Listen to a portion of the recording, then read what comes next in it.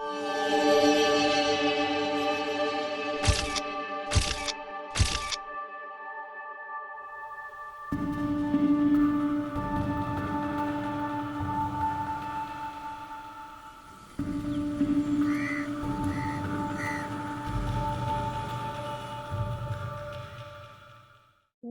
to the Break Free from Plastic Toxic Tours launch. Today, we'll take you on an imaginary solar-powered airplane around the world to hear directly from frontline activists protecting their communities from the impacts of fossil fuel extraction and plastic production. My name is Caro Gonzalez, and I'm the Global Communications Lead for Break Free from Plastic. And my name is Niven Reddy, and I'm the Break Free from Plastic Regional Coordinator for Africa. A few logistics before we get started. We will be recording today's presentation, except the Q&A session. As you can see here, we are providing interpretation in Mandarin, Filipino, Spanish, French, Hindi, and Portuguese. Please follow the instructions on the screen to access your interpretation channel of choice. If you are an English speaker, please also make sure to tune into your language, as we have people that might speak in other languages during the Q&A. Thank you, Niven. And for today's event, we have the chat box open for comments and reactions. You're welcome to use that. And we have the Q&A box exclusively for questions. Additionally, we are providing English closed captions. To activate, select the live transcript button. Today, we'll take you on a toxic tour around the world, from Dahej, India, to California, United States, to Odimodi, Nigeria. Here's an overview of the speakers for today.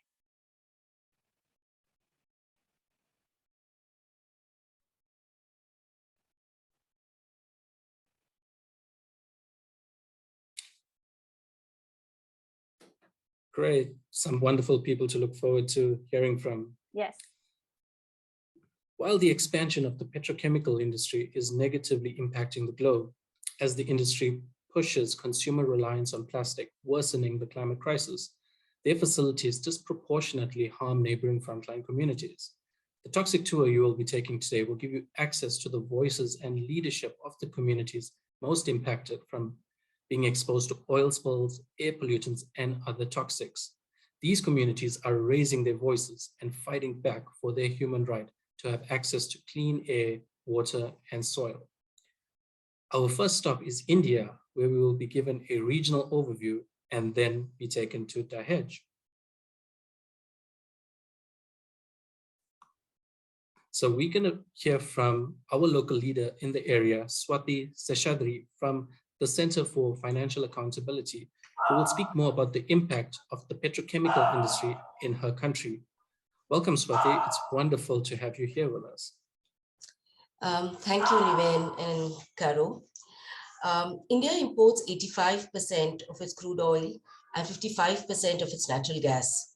It's for this reason that the coastline has several LNG terminals and ports, along with oil and gas storage facilities and petrochem processing industries. Coastal landscapes are not only fragile ecosystems, but also home to India's large fishing community, who are completely dependent on the seas for their livelihood. If you could shift to the slides on the investments. India has one of the biggest petrochem manufacturing complexes in the world at Jamnagar. It's on the west coast of India, with the biggest installation proposed in Raigad in Maharashtra, another western coastal city, with an estimated investment of $40 billion US. According to industry estimates, the country today has a total investment of $17.1 million US, with a proposed investment of another additional $87.4 billion US, which is almost 5 times the existing investment. As is clear from the images that you see, that the petrochem landscape is completely concentrated on the coastal areas. Then the chemical sector contributes 18% of all industrial CO2 emissions, and the plastics value chain alone is the 5th largest carbon emitter. And all of this is along the coast. You could shift to the Dahej video. The virtual toxic tours in India cover 6 sites. They are Jamnagar, Mundra, and Dahej in Gujarat, Damot in Madhya Pradesh, Manali in Tamil Nadu, and Kochi in Kerala. The clip that you see here is from Dahej, which is one of the 4 petroleum chemicals and petrochemical industrial investment regions in the country. And there are 4 of these that are either being planned or in operation. Dahej is spread over 452.98 square kilometers. The area is located next to an estuarine landscape. The Narmada River empties into the sea at this place.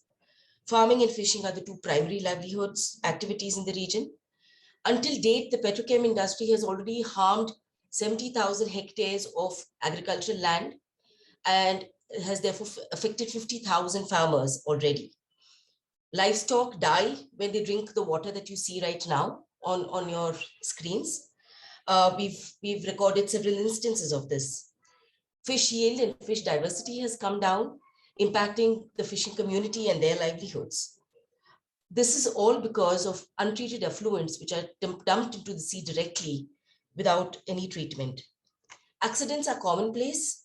Monitoring is almost not there, and all accidents almost go unpunished. Lives of workers and of local communities have therefore been lost when these accidents have happened. We see little children with skin diseases, grown-ups with cancer, tuberculosis, and other lung-related ailments. Despite this, there is very little regulation that is done by the government. There is there's very few messages from the government regarding regarding the very problematic toxicity levels in this region, allowing for an industry which is already extremely powerful to continue functioning without impunity. Thank you.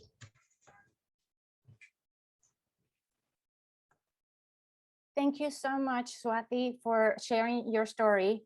Our next stop in our toxic tour takes us to the other side of the world, to Southern California, United States, more specifically Wilmington, Carson, and West Long Beach, situated on the ancestral homelands of the Tonga people.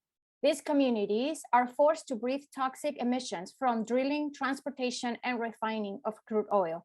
To learn more about from a local resident, we have Diego Mayen, member of East Yard Communities for Environmental Justice and a local resident of the area. Welcome, Diego. Good morning, everybody. It's great to be here. Thank you for allowing me to speak. I just wanted to say that my community is affected by the petrochemical industry at every stage of the production of plastic.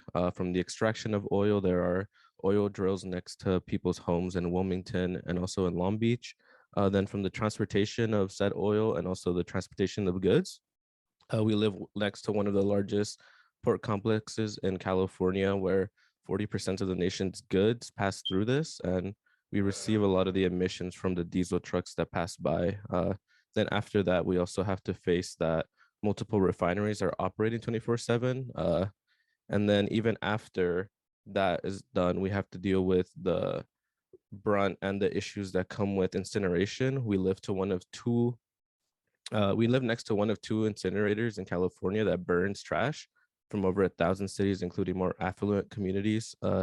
In my 24 years living next to in my 21 years of life, living next to all of this, I've experienced multiple refinery fires. I've experienced personal health impacts in the form of headaches and nosebleeds. A lot of my friends have asthma. And I just wanted to say that I don't think it's fair that our community should have to wonder if it's safe to go outside.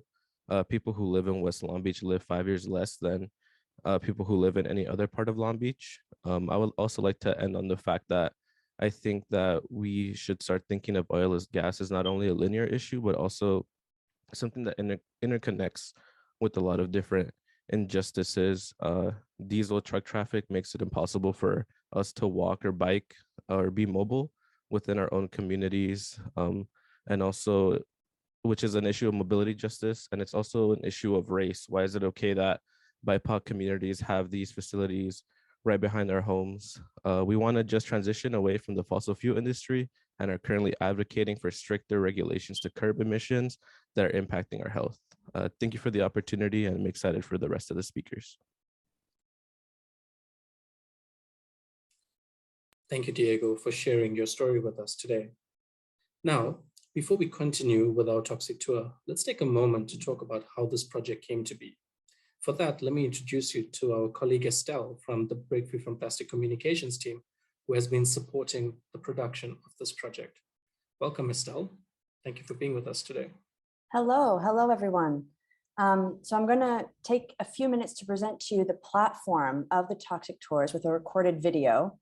But first, I would like to take a moment to say that the project was inspired by environmental justice groups who have been doing toxic tours in their communities for decades. And it's thanks to their expertise that the concept of this platform came into being. I would also like to touch on the style of the platform and the videos. It was important that the form of the platform honor the voices that were captured for this project.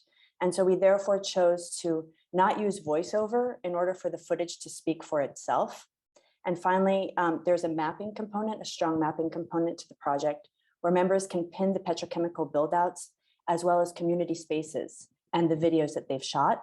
So every time a video is pinned, the community is reclaiming the narrative of that space. Let's take a look at the platform together.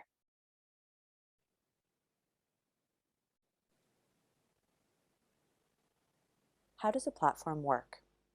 In Asia, we have locations in Taiwan, Bangladesh, and India. In Europe, we have locations in Belgium and Scotland.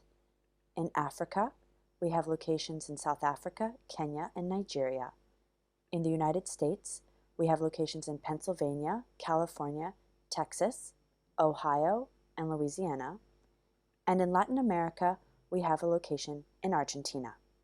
Let's explore a location together. I'm going to click on Europe and then Antwerp. Every location has a tagline and top-line video that allows you to immediately have an idea of what's going on for that location. You can then move to the overview where you can delve more deeply into the situation through text and also with the map that maps out the petrochemical buildouts and also shows you where the videos were shot. Here we can see 2 blue dots down here. Every single location has chapters. In this case, there's Nurdles and Forest. I'm going to take you to the Forest location here, where we can see a member of the community walking through this little piece of woodland, and you can see the video located here on the map. When you're finished with a location, you can go to the action page to find out which group participated in the shooting of this location, and you are invited to share the location online and explore a next location. In this case, it's southwestern Pennsylvania. If you'd like to explore another location, you can click on Toxic Tours, which brings you back to the locations by continent. On the Take Action page, you can share the Toxic Tours on social media, support a global treaty on plastics, and then there are regional and local actions where we ask bank customers to tell their banks to stop funding climate chaos, both campaigns in the United States, and then there are campaigns to stop the build-out in Australia and Asia, in Africa, and in the United States. If you would like to offer financial support, you can donate directly to local groups by visiting their website. And then we offer environmental justice groups who have not yet put their toxic tours on the map to reach out to us in order to do so. Finally, you will find a tab for languages where you can select different languages here in order to be able to explore the website in your language of preference. You will also find captions for the videos directly in the interface of each video right here. Please take time to explore the platform and take action. Thank you, Estelle.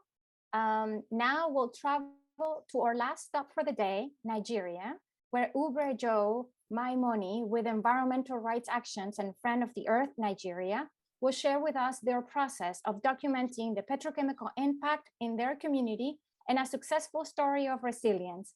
Welcome, Ubre Joe. Thank you. Hi, everybody. Thank you for having me. The Niger Delta has become one of the most popular regions in the world due to its oil pollution-induced fragile ecosystem. For decades, oil spills have damaged the environment and people's lives and livelihoods in the part of Nigeria. An elderly man in Ogoniland was said, while describing the Niger Delta to a team of researchers, he said, Our people are born and nurtured in polluted environment, and when they die, they are buried in polluted soil. Again, I want to re-emphasize that the Niger Delta is a pollution colony. Sadly, to this very moment, the resources from this region belong to all Nigerians, but the pollution belongs to only the people of the Niger Delta. The Odimodi and neighboring communities where the toxic tour was carried out have a very strong women-led fishing economy, which provide daily food needs for their families. The people became very receptive and supportive only when we had explained the relevance of the tour to them. Gaining our trust and confidence, they finally told us their pollution stories. It was not a secret to our team that Shell is here to carry out a proper clean up of the oil spill that occurred in 2018 at Utimodi, as the spill is still very visible in the community and has continued to wreak havoc on the people.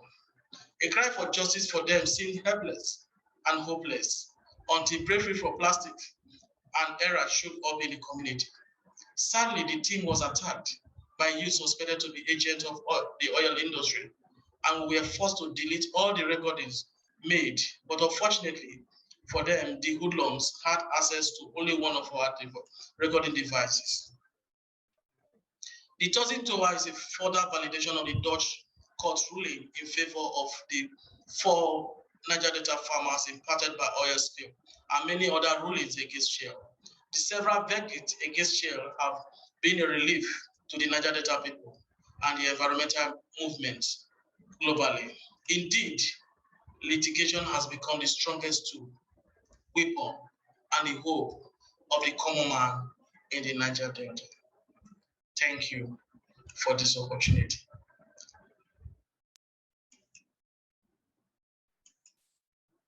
Thank you, Uberi Joe, for taking us on the journey of Odimodi in Nigeria. And thank you all for embarking on this eye-opening journey with us. The story you heard today are some of the many testimonies featured in toxictours.org. We want to encourage you to continue exploring the different locations and learn about these local fights and how to best support them. On this website, you will also find ways to take different local and global actions. And on that note, I want to invite Jane Patton from the Center for International Environmental Law, who will share about the efforts on a global plastic treaty to systemically address the pollution coming from plastic. Welcome, Jane. It's wonderful to have you with us today. Thank you, Niven. And I am honored to be joining you today from my home in Louisiana in the United States, which is on the toxic tour map, unfortunately. Having lived my whole life here on either end of a chemical corridor known locally as Cancer Alley because of the harms wrought to local people by the toxic pollutants permitted for emission from these plastic production and chemical production plants, stopping the global scourge of pollution from plastics is very important to me, and it's crucial for our survival. Next month, member countries of the United Nations will gather in Nairobi to decide the terms of negotiation for a new global treaty on plastics. If our advocacy succeeds, that treaty will be legally binding with mandated targets and commitments for reduction. If our advocacy succeeds, the new plastics treaty will cover the full life cycle of plastics and will not just focus on waste management. If our advocacy succeeds, a new plastics treaty will cover the human health, climate, and human rights impacts of plastics and plastic production, not just the waste problem. If our advocacy succeeds, and we will work hard to make sure that it does, the new global treaty will enable a system-wide commitment to reducing plastics in the environment, to limiting production of new plastics, to ensuring that toxic additives and emissions are reduced or eliminated, and to defend the definition of recycling so that it doesn't include incineration or chemical recycling. But we need you for that. Each of your countries will participate in these negotiations, and they need to hear from you. They need to know what you are facing, what we are facing on the front line, and that the impacts from plastics are not just visible plastics in the water, they're also harms to our health, to the climate, and to all of our natural ecosystems. So reach out to your national governments, to your foreign ministries, your environmental agencies, Tell them you want a new legally binding treaty covering the full life cycle of plastics, and that you expect them to support such a treaty at the UN Environment Assembly meeting next month and in the coming years. And if you haven't yet, please sign the call to action. Join more than 900 civil society organizations, workers and trade union groups, and indigenous peoples worldwide in supporting a real global solution to a global problem. You can find more and sign on at www.plasticstreaty.org. Thank you so much. Thank you so much, Jane. It is really exciting to see momentum for a global treaty. And we definitely appreciate all the organizations that have been leading this effort for so long.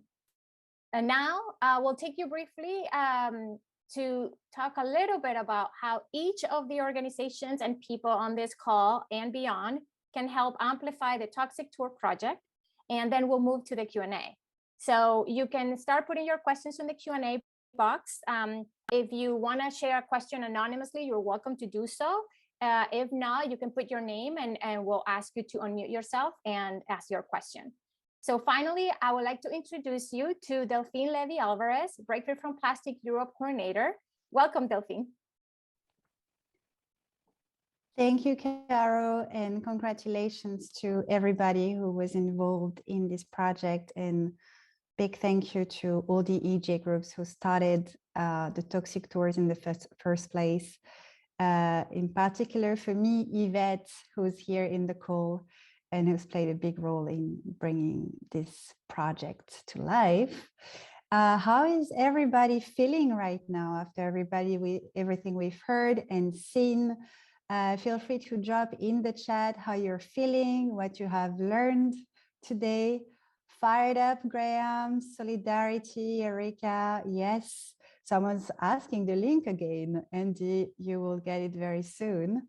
Shaya, you're great. Very happy to read that. Yeah, it seems that everybody is very much inspired and energized by what they've seen and heard. I want to talk a little bit about why it is so important to amplify those voices and those stories. And as the Break Free from Plastic movement, we are working on plastic as a very cross-cutting issue and really trying to expose impacts all along the value chain. And the impact on frontline communities where extraction and transformation of fossil fuel into plastic and petrochemicals happen is actually where plastic pollution starts. And this is why it's so important, if we want to turn the tap on plastic pollution, to get a sense of what's going on there. And the stories that the EJ groups have to tell around the world are very powerful and compelling. I'm really excited that this project is bringing those stories to everybody around the world who can't get and see it by themselves. And hearing from those people in the front line directly is the only way to truly comprehend the extent to which plastic pollution affects communities all around the world. And this is the most powerful way I know to support also their fight at the local level against the ever expanding petrochemicals industry, because their fight is our fight. If we're fighting plastic pollution, we need to fight alongside those who are primarily in the front line of where plastic production and plastic pollution starts. So this is extremely important that they are telling their story, they are taking you on a tour, and that you're hearing from those who are experiencing it firsthand, how they're fighting it, and that you're getting inspired because those people are working every day and they are showing that change is possible. And I think this platform is showing exactly that they are here, they're fighting, and we're fighting alongside all together. So we have a wonderful toolkit that the team has put together. And if you want to amplify on social media, please go to the toolkit and you'll see how to share. You have sample tweets, you have visuals as well. It's available in 7 languages, which I think is very much yeah, incredible. And you can also organize a toxic tour. It's very important that you take politicians, media, and other stakeholders on a tour with you. And the idea is really that when you want to organize a toxic tour and show the platform and share the platform, you are centering the EJ groups. You are centering the voices that are bringing those stories to you. You are doing it together. If you're not an EJ group and you want to organize a toxic tour, reach out to the EJ community that you want to show the story of, so that they are with you telling the story, and they can share firsthand their experience, their expertise, and their learnings in this process. When you have a doubt, just reach out to your local BFFP coordination or comms contact for any question. And if you are an EJ group and you are working in the front line and are impacted by extraction or transformation of fossil fuel into plastic and petrochemicals, please make sure to add your toxic tour on the platform. We want to hear more stories. We want to hear them from those who can tell them the best. And that's it for me. And please help supporting this process and amplifying all over social media. Your neighbor needs to hear about it as much as your local and national and regional policymakers. Thank you so much. Amazing. Thank you so much, Delphine. And thank you, everyone. So now that we have completed our toxic tour and have learned about ways to advocate for systemic actions, we will now move on with questions to our guest speakers. Here are again the speakers for today. Great. So to protect the privacy of all attendees, we will pause the recording during the Q&A. We will prioritize questions coming from members of the media, but everyone is welcome to submit questions using the Q&A box. And looks like we have sufficient time, so we should be able to get through plenty of questions today. So that's the end of our Q&A. If your question didn't get answered in writing or live, we'll follow up with you via email. To the members of the media who joined us today, thank you for attending. You can request interviews and guided tours by emailing us at news@breakfreefromplastic.org. Thank you all for joining our toxic tours. Please help us spread the word and amplify these stories by visiting toxictours.org and by using the social media and advocacy toolkit that has been shared on the chat. Thank you to all of our speakers, interpreters, and our tech team for making today's event possible. And our deepest gratitude to the amazing environmental justice leaders from around the world who participated in this project for their leadership in building a just future. We look forward to continuing fighting together to break free from plastic. Thank you.